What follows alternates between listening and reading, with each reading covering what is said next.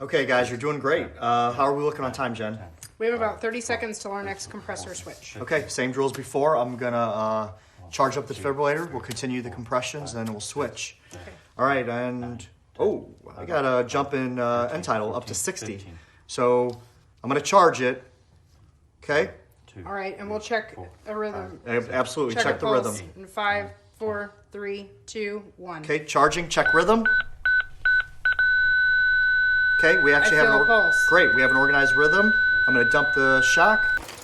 Great. We have a ROSC. Great job, guys. What's ROSC? Means we got a pulse back. Medic 54 to county. We have a status post arrest. Chris, is she breathing on her own? No, not yet. Okay, great. I'll go ahead and continue bagging. Jen, go ahead and grab me a full set of vitals. Okay. We'll intubate her if we need to. Matt, can you go grab the stretcher? Yep. Great. Let's get her out of here.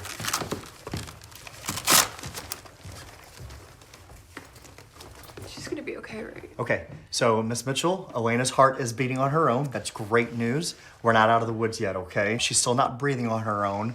We're going to insert a breathing tube. It's gonna help her and us, and then we're going to get her to the ER, okay? Like I said, she's not out of the woods yet, but she's doing much better than she was 5 minutes ago, okay? Thank All right, you. we're gonna take good care of her.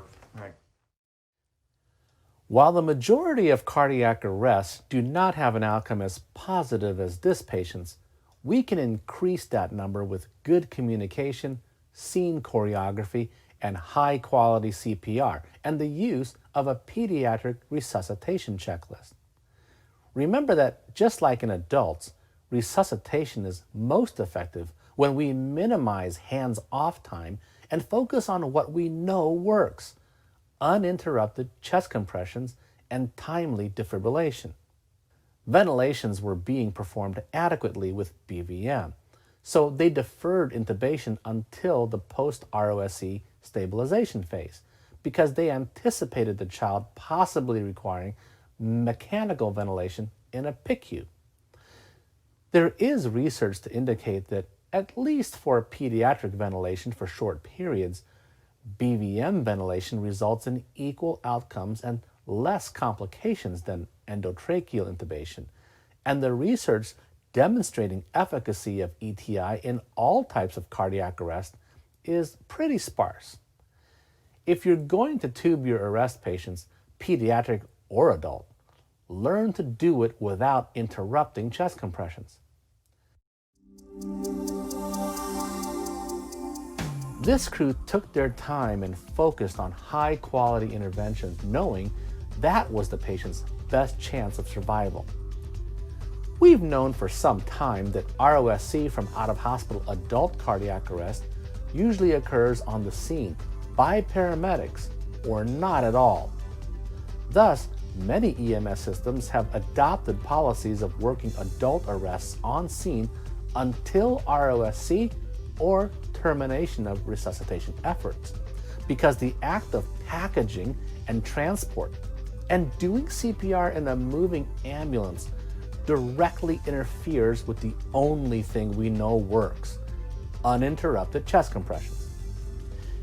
Yet many of those same agencies still insist on rapid transport of pediatric arrests, despite evidence that longer scene times, like up to half an hour or longer, along with on-scene intraosseous cannulation and fluid administration, is associated with the highest survival rates of pediatric cardiac arrest. Just like adults, there is little that a hospital ED can do for an uncomplicated pediatric medical cardiac arrest that paramedics cannot. And the perceived benefits of ED interventions must be carefully weighed against the risk of interrupting high-quality CPR during packaging and transport. This crew basically did their standard adult resuscitation with slight modifications in technique and priority of interventions. Once they achieved ROSC, they initiated transport to a specialty pediatric hospital in much the same fashion that adult ROSC patients are transported to accredited chest pain centers. They practiced the science of resuscitation with the art of compassion for the child's mom and allowed her to stay throughout the resuscitation.